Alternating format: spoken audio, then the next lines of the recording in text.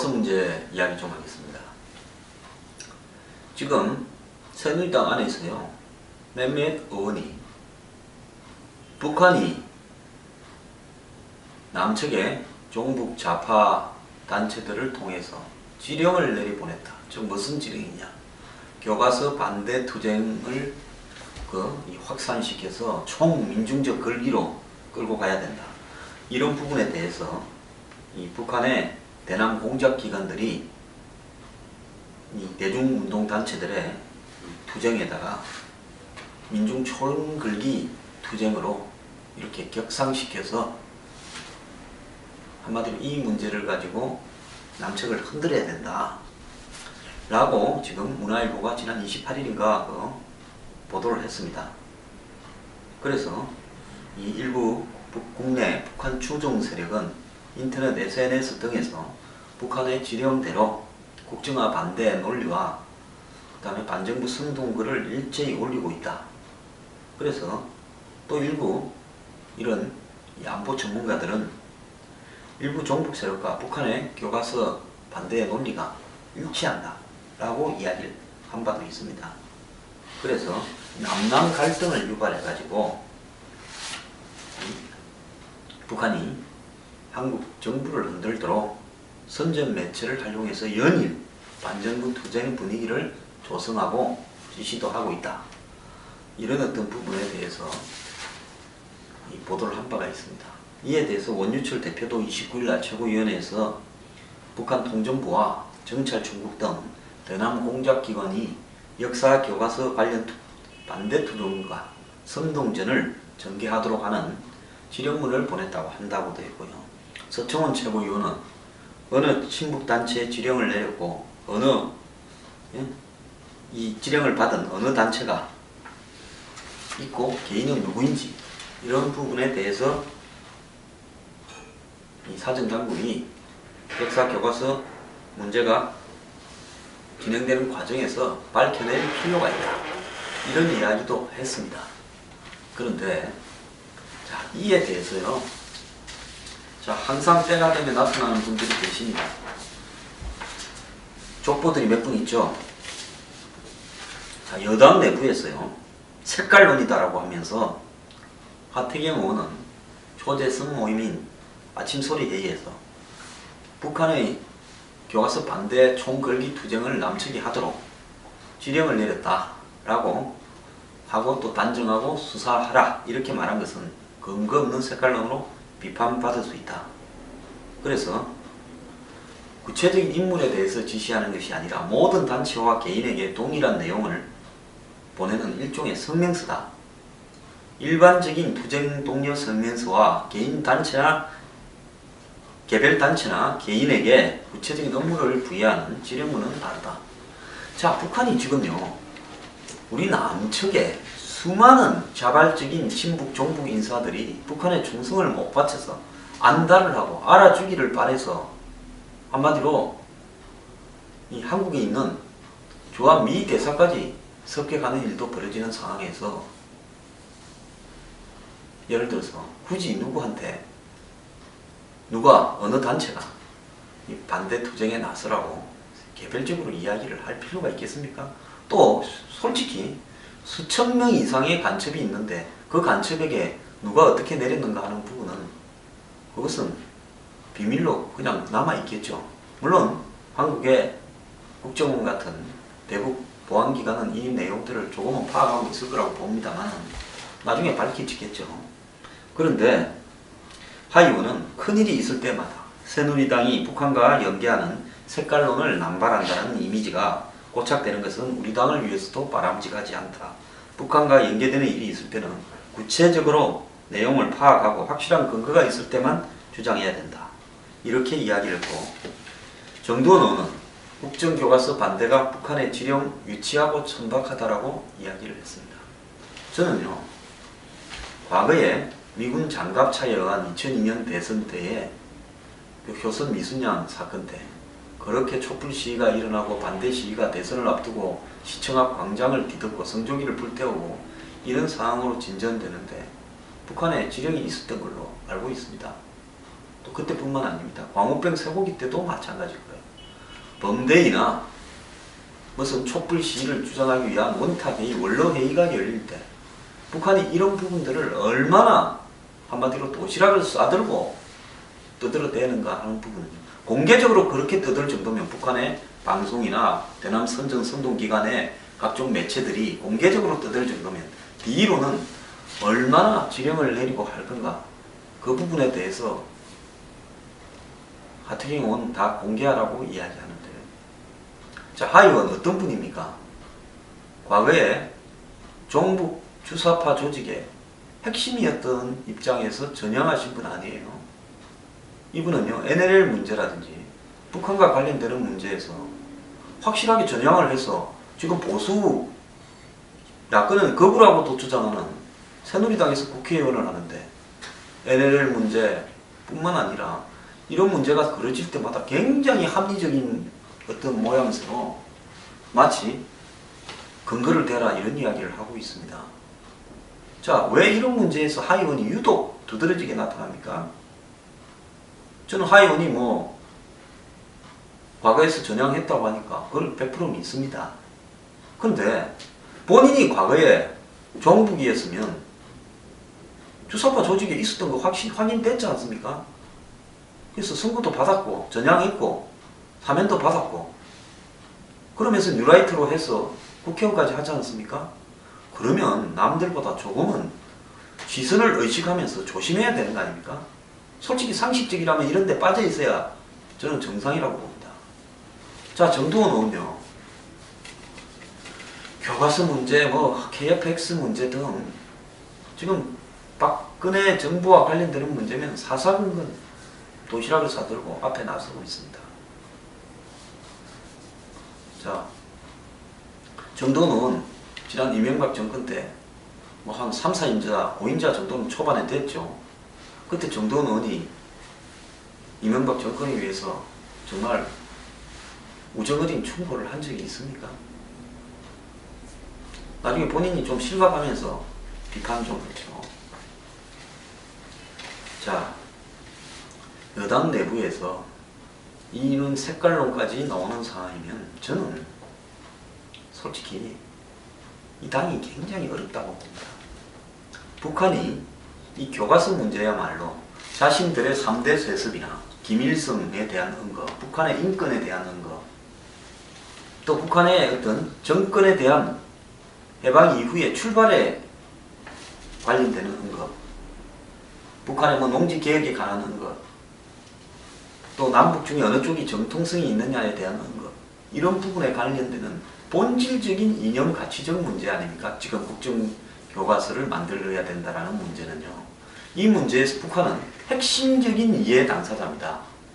지금 국사교과서를 국정으로 만들어야 되는 이유 중에 가장 큰 것은 북한의 정권에 대해서는 마치 객관적인 양 받아보면서 사실은 북한을 이해하는 식으로 접근해야 되고 북한이 잘한 거는 잘한 걸 인정해줘야 된다는 식으로 접근하면서 해방 이후에 이 근현대사에 있어서 우리 남측의 정권에 대해서는 아주 신랄한 칼날을 친일과 독재라고 들이대는 정말로 객관적이지 않고 편향적인 좌편향적인 이런 교과서를 이제는 더 이상 용납할 수 없어서 국정화해야 된다는 거 아닙니까? 그러니까 북한은 지금 교과서 논란에서 핵심적인 이해 당사자이기 때문에 이 문제에서 밀리게 되면 남측에 한마디로 친북, 종북, 좌편향 세력 또 그렇게 포함될 가능성이 높은 중도 세력, 야권 지지 세력들 중에서 상당한 부분 자신들의 지지를 잃을 수 있는 앞으로 자라나는 어떤 젊은 세대에서 그런 특박과 관계되는 명확한 이해 당사자의 위치에 있습니다. 이런 북한이 이 문제에 대해서 총력을 기울여서 남측에 자신들과 이해관계가 있는 단체들의 반대 투쟁에 나서라고 이야기하는 것은 지극히 당연하고 상식적인 건데요. 이 문제에 대해서 뭐가 듣고 있기가 불편해가지고 가만히 있지 굳이 나서서 색깔론을 제기하고 누가 언제 지령을 받았는지 근거를 대라고 이야기를 하는 것은 그 근거를 지금 그렇게 낼 수가 없다라는 것, 그것은 이 수사상에서 여러 가지 어떤 과정에 관한 문제지 않습니까? 지금 이 논란에서 간첩 논란으로 번지게 되면 판이 어떻게 돌아가겠습니까? 그런 사항들을 다 알만한 사람이고 본인도 과거에 종북단체에서 열심히 일한 사람이 이런 이야기를 하면 안 되죠. 그래서 할 말이 있고 안 할 말이 있는데요. 이 문제까지 나서서 이런 분들이 계속 이야기를 한다는 것은 한마디로 이 교과서 문제에서 정면으로 국정교과서를 해야 되는 사유에 대해서 뒤에서 본격적으로 총을 한번 쏴보겠다라고 선언하는 것과 똑같은 겁니다.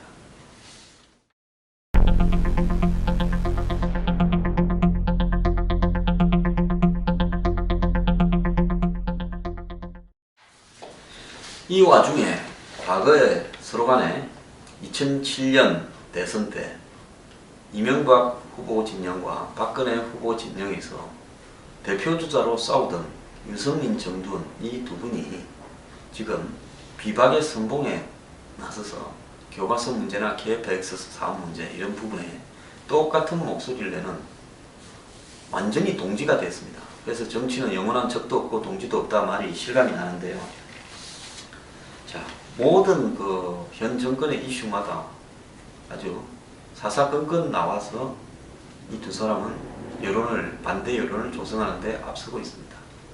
그래서 두 사람 다 자신의 정치적 미래를 박근혜 정권이 생각하는 문제와는 대척점에 서야 자신들의 미래가 있다. 이렇게 이미 결론을 내린 것 같아요. 자, 이제 이 문제가 이제 내년 공천을 거쳐서 다음 대선까지 어떻게 흘러갈 것인가. 자, 이 두 사람 정치적 풍향계에서 상당히 감각이 빠른 분인데요. 감각이 너무 빨라서 남들은 반쯤 생각하는데 이분들은 한 100% 정도 항상 남들보다 2배 정도 앞서 있다. 이렇게 감각을 가지고 있다. 이런 입장이라면 결국은 이 두 사람은 자신들의 정보와 판단에 의해서 정권에 반대하는 것이 유리하다고 결론을 내렸을 겁니다. 자, 그러면 이제 공천에서 사람만 오면 우리는 거의 대선 후보급이 되는데 그렇게 되려면 정권하고 싸워야 대통령하고 맞서야 대선 후보급이 되지. 예를 들어서 뭐 정권에 적당히 비를 맞추거나 뭐 적당히 소리를 낮추거나 이러면 한국에서는 크지 못한다.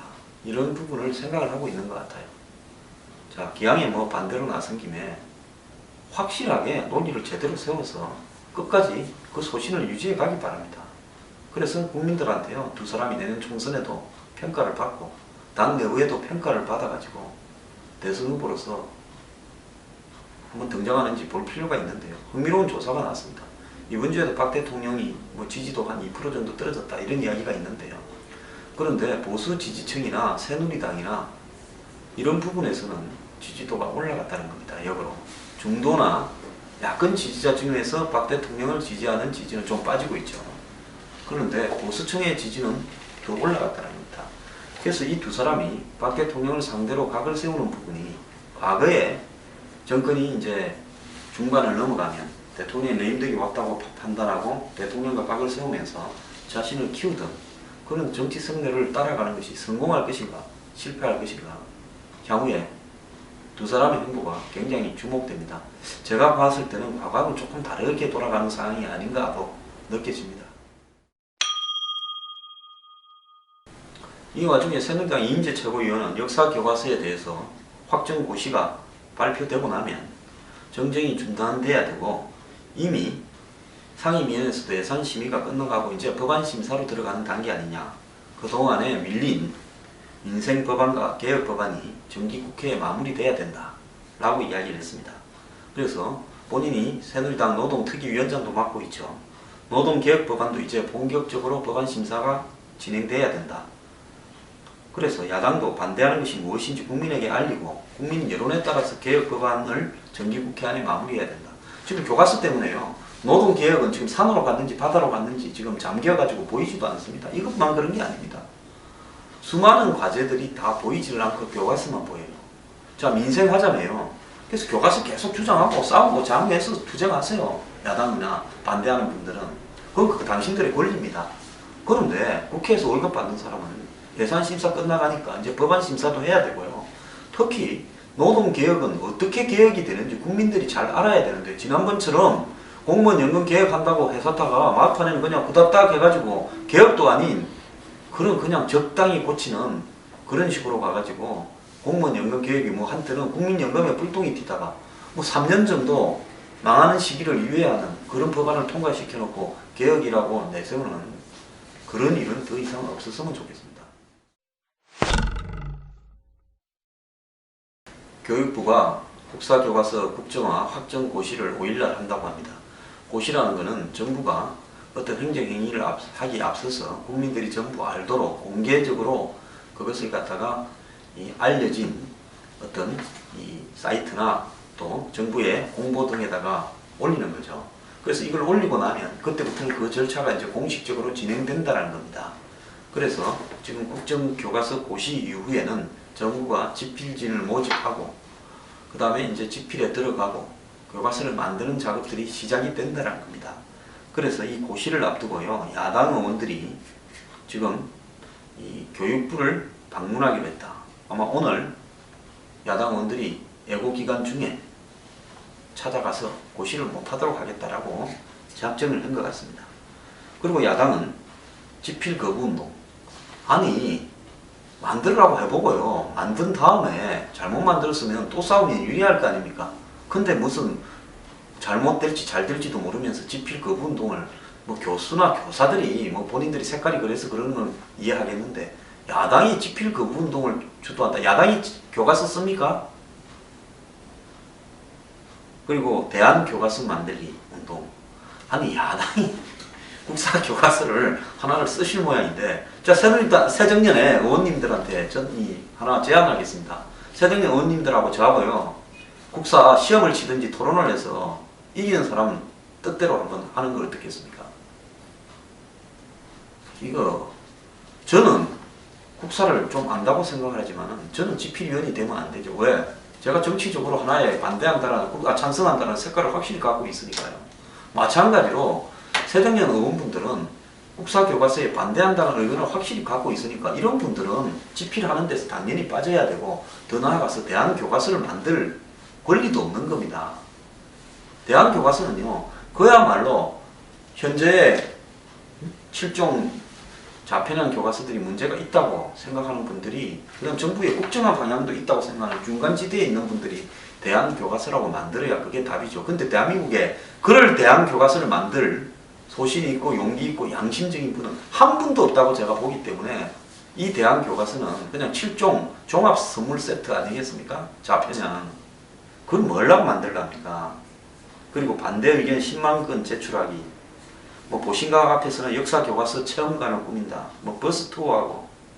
그러니까 상상력이에요. 맨날 옛날에 그냥 라면 끓이 먹고 막걸리 마시다가 길바닥에 나가서 낮엔 데모하고 저녁에는 또 가가지고 술 먹고 하던 수준에서 아이디어가 벗어나지 못하니까 허구한 날 운동권만 하다가 국회로 들어와도 그 운동권 사고에서 벗어나지 못했어요. 나이가 이제 저하고 같이 데모하다가 그쪽에 그 옛날에 민주당에 같이 데모하다가 들어갔던 분들 중에 물론 저하고 색깔은 좀 달랐습니다만 4명이 있죠. 저하고 5인방위가 들어간 사람 중에 그 4분이요. 국회의원 3선 4선하고 하고 계신데 지금 나이가 이제 50대 중반을 향해서 가고 있습니다. 조금만 있으면 정치에서 은퇴하실 분들이에요. 그런데 아직도 이렇게 유치하게 운동권 사고로 무장해서 그런 행동을 했어야 되겠습니까? 그래서 이런 행동은 하면 할수록 손해볼 거니까요. 정말 열심히 하십시오. 저는 열심히 하기를 바랍니다. 근데 이 와중에 벼락을 맞은 사람들이 있습니다. 야권에서 신당 창당을 하겠다는 분들이요. 완전 벼락을 맞아버렸습니다. 한번 보십시오.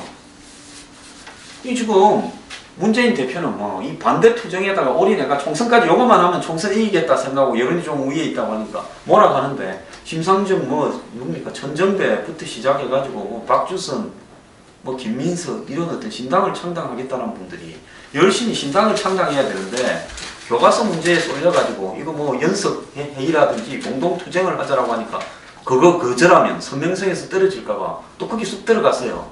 그러다 보니까 야권 신당 문제가 지금 뒷전으로 좀 가는 이 와중에서 야권의 행태들을 보면 신당을 주장하면 돌맞습니다. 지금 무슨 교과서 반대 투쟁에 나서야 되는데 너는 정치판에 무슨 당 만드는 이야기 아니야. 이제 이렇게 딱 만들어 놔버린 겁니다. 그러니까 신당이 신문에도 안 나고 세력 모으기도 어렵고 지금 개고생을 하게 생겼죠. 그리고 이제 이렇게 돼 가니까 국민들이 안철수 의원 이후에 하나 생긴 게 있습니다. 새 정치라 그러면 반사기다. 그래서 이제 새 정치 하자 이렇게 말을 하기가 굉장히 국민들한테 쉽지 않은 그런 양상이 되어가고 있어요. 자, 이런 양상에서 교과서 때문에 신당하시는 분들이 애로가 많은데요. 그래도 신당하려면 그런 거와 관계없이 꿋꿋하게 하는 겁니다. 자, 교과서 반대 투쟁이 하더라도 그거 끝나면 바로 또 신당하는 거 열심히 하고 이래야지요. 여기 말리면 신당 못합니다.